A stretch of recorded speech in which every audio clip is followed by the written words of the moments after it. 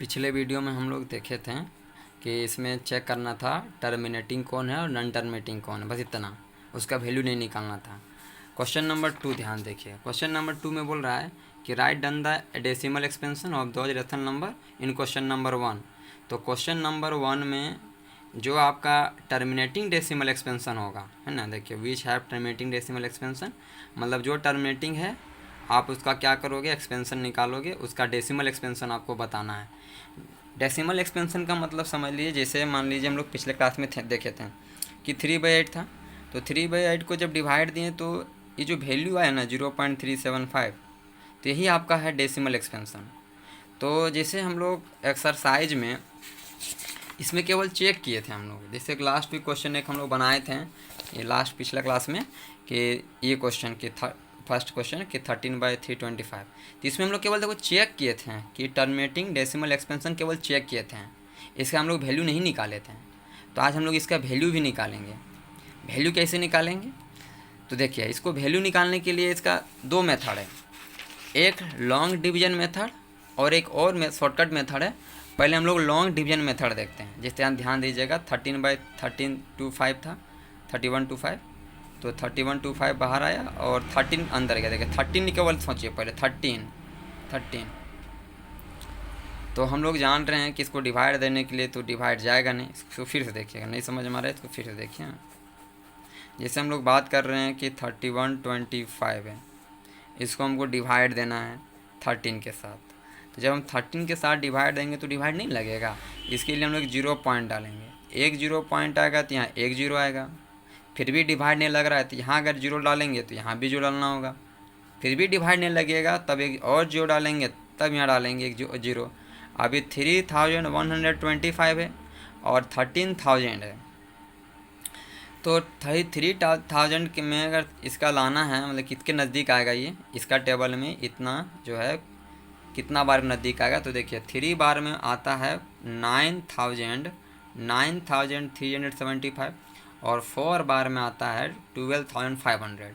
अगर 5 बार में देंगे तो ज़्यादा हो जाएगा, तो अगर हम लोग 4 बार में दे देते हैं तो 4 बार में आ जाएगा आपका 12,500। इसका मतलब घटाने से 500 आएगा। अब यहाँ 3,125 और यहाँ 500 है, तो काम तो होगा नहीं, लेकिन डेसिमल लगाए हैं इसके लिए हम एक 0 लगा सकते हैं। अब यहाँ 3,000 में 2 बार में 6,000 हो जाएगा, तो बहुत ज़्यादा हो जाएगा, जबकि हमारे पास यहाँ 5,000 है, इसीलिए 1 बार में देंगे। तो 1 बार में आपका हो जाएगा 3,125।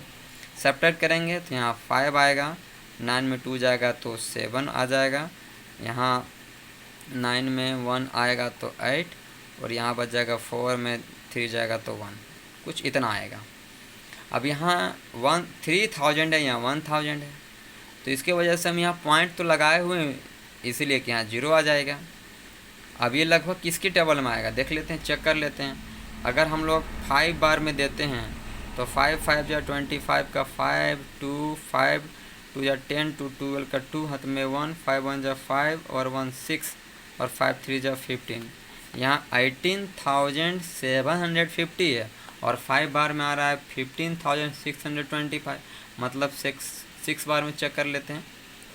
6 5 जा 30, 0 हाथ में 3, 6 2 जा 12 3, 12 और 3 15 का 5 हाथ में 1, 6 1 जा 6 1 7 और 3 7 जा 18, यहाँ आ रहा है 18,750, यहाँ भी 18,750 है, मतलब ये कट गया 18,750, ये पूरा बार में कट गया। कितना बार में आया था, 6 बार में। तो हम लोग यही बोलेंगे कि ये जो है आपका ये वाला पूरा, ये क्या कहलाएगा, डेसिमल एक्सपेंशन कहलाएगा। किसका वैल्यू निकला ये, तो 13/3125 का। तो ये एक तरीका हुआ जिसको हम लोग लॉन्ग डिवीज़न मेथड से बनाएं, लॉन्ग डिवीज़न मेथड।